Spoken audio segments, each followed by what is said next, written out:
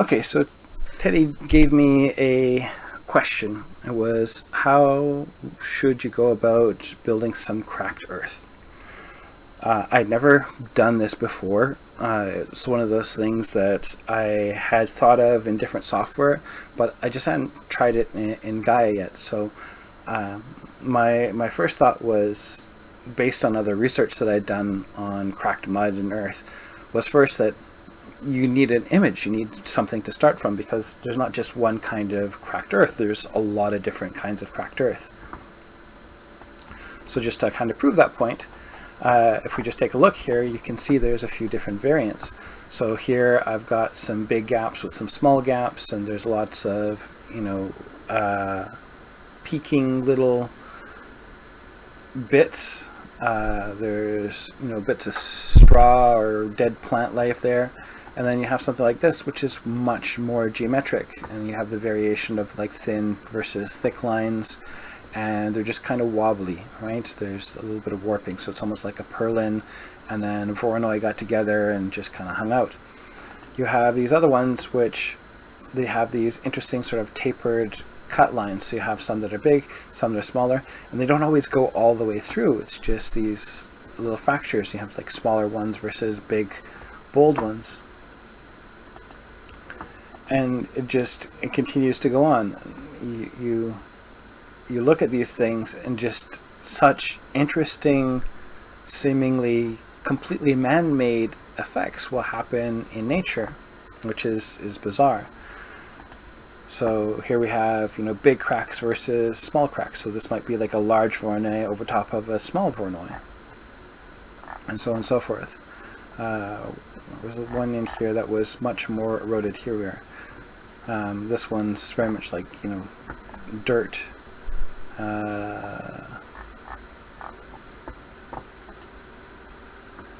This one here, you see a lot of breakup in the in-between areas, so the gaps are fairly large. These ones, they sort of bow, right? You have this indentation in the middle, and the edges of, as they dried, they've gone upwards. So lots of variations. What do we do with that? Well, the first thing is obviously starting with Voronoi. Voronoi is what provides the cracks. This creative problem-solving process is really about first recognizing the shapes and then the sub-shapes that you need to figure out, just what's going to generate them amongst the generators. But there's a second layer to this creative problem-solving, in that sometimes you have a tool that kind of gets you there, like Voronoi does in this case, but not all the way there.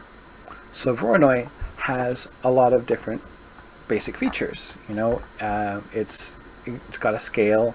You can change the size of that. You can add dual to have a secondary Voronoi kind of break through that, which gives you additional complexity. It has all the warping features. In this case, I don't want them, and I'll explain why in a moment. And of course, you can change the scale if you want them to be even smaller than this scale provides, as well as use them sort of in one direction only, so that you can use them to create sort of more like lines. Then we have the function and the form, which offer you different variants. So some of them have sort of bowed shapes, and others are more like cobblestone carved shapes of stone with clear indentation between them. So there's lots of variance in here, but the one thing that it doesn't provide you with is just lines to cut, right? Just sort of the cracks that you would have. And maybe in a future version of Gaea something like that might exist, but it doesn't exist right now, so we have to come up with a way to do that. So part of my problem solving process was, okay, what can I do to extract specifically that information? Now, in my other fracture videos, there's other ways to kind of isolate those things. But in this particular case, I looked to using soil and curvature. And I also looked at the surfacer set to trace. I tried that as well. And just to see which one of these gave me something fairly reliable in order to grab those edges. So with the soil, I went ahead and used that in its default state. I really didn't change anything, and it turned out fairly well. One of the things I like to do is I'll occasionally plug them into, I don't have to do this, but I'll plug them into a constant. That allows me to adjust the height and allows me to visualize it in a three-dimensional mode as opposed to just a series of lines. And so what I see with this is that I have some indentation and some others coming up. The idea was then to take a height node and kind of isolate it to pick out a specific region. Now, here's the interesting thing. When you change scale, you change certain results. And in the 512, in the 1K, when I was putting this together to get the speed, I got a result from this. But when I switched to 2K, what ended up happening was I got a whole lot of nothing, which was interesting. So you have to keep track once you've rebuilt and kind of go back through these nodes and really check what's going on. So what I was getting from the 2K initially was some slightly thicker regions, right? I was actually depending on grabbing from this lower region. And what happened is when I built to a higher level, those, I guess, didn't go as deep, and so I lost them. So yeah, this is something to consider. So on the other hand, my curvature still held up fairly well. It's pretty much just the defaults. It's set to horizontal. You could go vertical for this as well. You can even play with some of the settings, but the initial test was just to see what I get from it as is. And so this is what I got, which again is very similar to the other one. And you'll notice that these are all very geometric, right? It's very straight, and most of the cracks were not terribly straight. There's a few of them that were geometric, but most of them are not. The thing is, when using these sort of things, if I had the amplitude and the octaves, which I took down to eliminate those waviness, that sort of fractured look, it would actually start to pick up the indentations in the walls of these. And I really wanted to isolate, the sharp bits. So this is basically just a displacement. That's all this is. It's just been added directly into it for convenience. And there's nothing stopping us from doing it afterwards, which is what I do. So I completely removed it here, dropped the octaves all the way down, dropped down the wave amplitude at first, but then I realized, just turn off the octaves and it'll go away. So I get this, and then I use a height then to isolate the cracks that I want. And then I use that. So you can see what I've got. These little lines. Cool. So moving right along. Here we go. Combine. I'm not getting anything because the thicker lines that I had going on are gone. But now we plug them through the displace. And now the displace, I've got this set to rugged so that it will really change at a smaller scale these little pieces, which is really what I want. The default one will do more of like wavy distortion, whereas this will give you much more tiny sort of cracked shapes. Cool. So I've got the general form of these, but I want to add some detail to their height. So I went with landform. I didn't change anything. This is all just the defaults. And of course what it does is it adds a little additional distortion of its own. It also provides an erosion to the surface. And between the two of them, I get so much deeper cracks, and it's actually eaten away at some of these sections. But I'm not going to be using it quite in this way. I'm not keeping it as is. I'll go back through a combine where I actually subtract a small amount of it. And what this is doing right now is it's creating this raised rim, right? This slightly raised lip, and adding some additional raised bits. Now I'm going to flatten this a little bit further later on down the line, but to really see, its effect and impact, I want to have a little bit more height on this to start with. So the next thing that I do is I run it through aperture, and that just kind of defines those shapes a little bit stronger, but I'm not going to use a lot of it. In fact, I'm using a very small amount, and again, when you change resolution, it's not going to have as strong of an impact, so you have to maybe push it a little bit further. So here it's pretty subtle, but it's giving me a bit more length on this, right? So it's just sort of extending that range just a tiny bit, sort of softening the bend, which is great. So the next thing that I want to do is I want more of those cracks. Now when I look back at some of these different ones, you can see these are internal cracks, these smaller ones that are kind of scattered all over the place in a lot of different versions. They break up in a few different areas, and sometimes they don't go all the way through. Like there's some that are just hanging out here in the middle, right, just doing their thing. So I figured one of the ways that I could do that is through breaker on an alternative shape.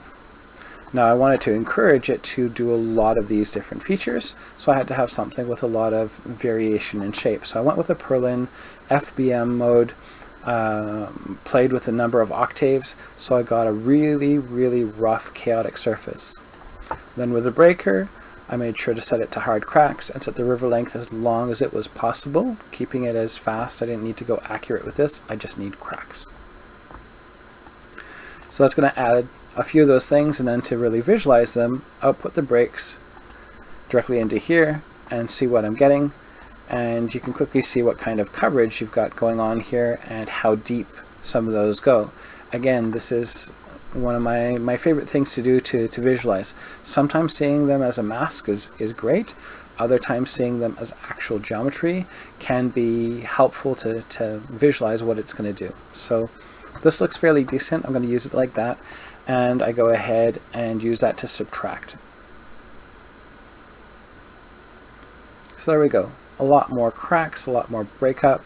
I have more chaos in some of these areas. Again, something that I saw in some of these other features. So it's turning pretty good. I want to soften it a little bit further. So I run it through an erosion, which does this, which again is very similar to what some of these other ones were doing. You get these very rough, broken up patches. If I were to go ahead and add maybe a Perlin noise with lots of octaves and whatnot to this, could probably create a really sort of rough, broken up dirt to get those cracks, which would be a different form of this. But in this particular case, I'm using a small amount of it. Again, it's just add subtle details. So low ratio, but I'm coming from this to this. So it's adding some detail at the edges, it's breaking it up. I don't need much more than that. Okay, so taking it to the next level, I want some variation in height in these centers and just sort of breaking up these surfaces even further. Two types of Voronoi. One, which adds a little bit of bending and warping. So some of these had some tilting going on, and small level of that. Low influence. Again, low influence on this one as well. And this one is just different heights. Some a little bit lower, some a bit higher. Combine them together and blend them to the point where I'm seeing just enough of both of them. And I'm not going to use a ton of this, but it's going to be there, it's going to be subtle, and it's going to add something extra. Always about variation, variation, variation, getting rid of some of these flat regions. So I add that in there, and you can see that that's adding a few additional sort of crack shapes. It's adding more breakup to the surface, and it's giving me what I wanted. So I've got a nice, really rough, broken up series of shapes. So that's not all. The next thing I want to do is I want to add some broken bits of dirt, maybe they've been kicked around or blown around by sand, little bits of rock. So again, Voronoi wins the day. Scale, scale, down here, dual, lots of complication. lots of little tiny peaks. Great. But I don't want all of these peaks. I want clusters. I want little sections of them. If I use it like this and go through the bias and gain and kind of chop off the bottom, which is what I've done in other videos, I'm going to get a lot of different rocks. And I want to have different sort of clusters. So what I've done here is I've actually used Apex. And Apex picks some high points and then kind of builds this sort of circus tent formation mask around them. It breaks them up. And what this is really good for doing is actually creating more of a clustered appearance. So what I have here is, rather than a whole bunch of rocks all over the place, I get little clusters, these little groups of these, which is nice. And they're fairly whole. You get some of them that are really large rocks and some of them that are just sort of the tips. Now, I'm going to be fairly cheap with how I put this together. I'm going to explain where it goes wrong. But as a quick note, how you would fix this is I would probably use maybe a bias gain and an auto level and a height selector. And between the three of those, what I could do is take these rocks as they are here and lift just them up. So they would be basically on stilts of a sort. And then using a max level on combine, I would have them then insert through the mesh. But in this particular case, I just took them as is and I went ahead and screened them, which for a lot of these pieces, it's fine. But when you get into areas where there's a visible crack, that crack now passes through the rock as well, because I'm just pushing up on what is currently there. In some cases, it will provide you with a benefit. It'll say, oh, well, there's some sort of rocks at the edge here, and let's just kind of cut them off as if they're sort of sitting on one side. But in other cases, it'll look sort of weird because it will carve right through the middle of a series of rocks. So this would have been one big rock, and instead it's this weird kind of carved thing. So it's up to you how you want to do it. It's not super noticeable in a lot of these different areas, and it depends on which area you're going to be using. So be it. So this is only a 2K render. 4K obviously is going to have a bit more detail, but again, when you go to 4K, you have to go back and check and see what's missing, what's not doing exactly what you wanted, and then maybe play with the strength or the scale of that particular object. So the final stage here, of course, now that I've got my shape, is to provide myself with some color. So a simple choice was just to go with soil and set it to graded and see what kind of result that gave me. And that looked fairly decent. So just running it through a clutter, setting some colors here, a darker region, a lighter region, gives me that base coat of color that I wanted. Taking from the rocks, I have a very dark region and a light sort of sand region, and just pulling this down, it's kind of like height, using height, and it's going to pull down to that base because it's based on height that I'm getting this from right now. So it's kind of like using a height selector to grab that, and just mixing them together just with a small amount of blend.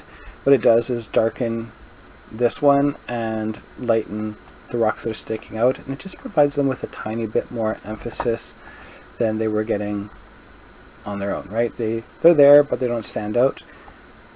Here, that small little change provides them with a little bit more isolation so that you pick them out a little bit easier.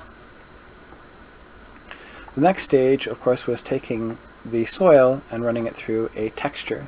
And so what that does is it's also soil based. So if I just did like a soil into a soil, and it would give me some of this. But texture has a little bit additional breakup in there. There's just a tiny bit extra, and it added enough chaos in there that I could then run it through a sap maps. So the sap map is providing me with extra dirt and grit and little color variations that I'm going to use a small amount of. And we just pipe that through this base color setup.